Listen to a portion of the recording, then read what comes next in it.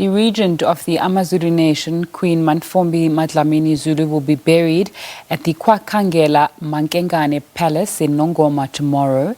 The Queen's body is en route to her royal palace at Nongoma in northern KwaZulu-Natal today. Her memorial service will take place on Friday.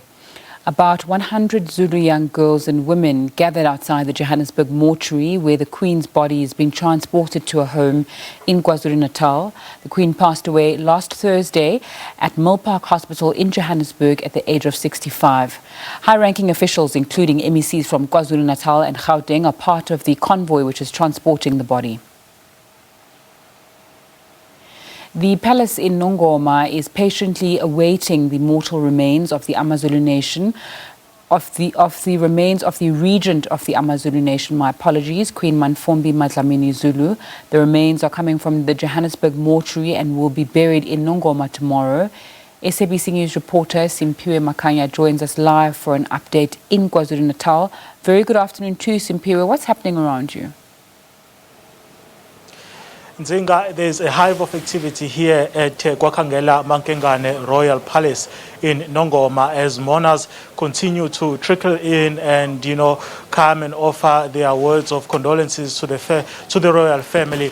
Nzinga, I can tell you, though, that a short while ago we saw AmaZulu traditional Prime Minister Prince Mangosuthu Buthelezi making his way inside the palace. In fact, he's just about to walk out of a vehicle which is currently inside the palace as he has just arrived. A lot of people that we have been speaking to, Nzinga, since the morning, we've spoken to political leaders from the EFF as well as the National Freedom Party who have just left the palace after coming to actually send their words of condolences, describing the role of the Queen as a very crucial one, not only in KwaZulu-Natal, but in South Africa as a whole, and therefore urging the royal family to unite during this very difficult time for them. I'm just going to move out of this shot, Nzinga, to give you a sense of what is currently happening outside the palace. Earlier on, we did speak to the KwaZulu-Natal provincial government spokesperson, that's Mr. Lennox Mabaso,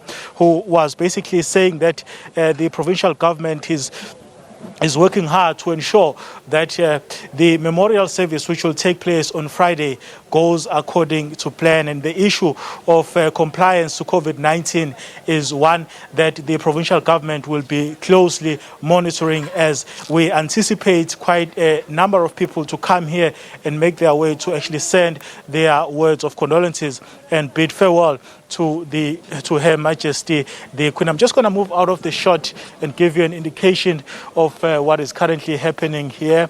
I see quite a few people also, just walking towards the palace. It's been like that, Nzinga, since the early hours of the morning.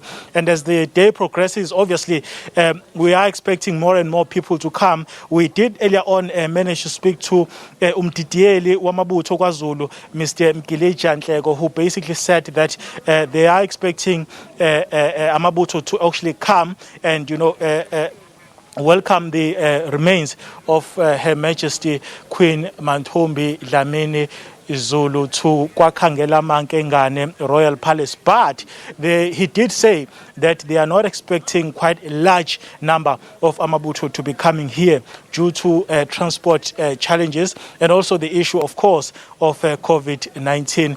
That's the situation here at KwaKhangelamankengane Royal Palace, Nzinga, as we continue to wait for the arrival of the late regent of AmaZulu nation, Queen Mantfombi MaDlamini Zulu. Nzinga?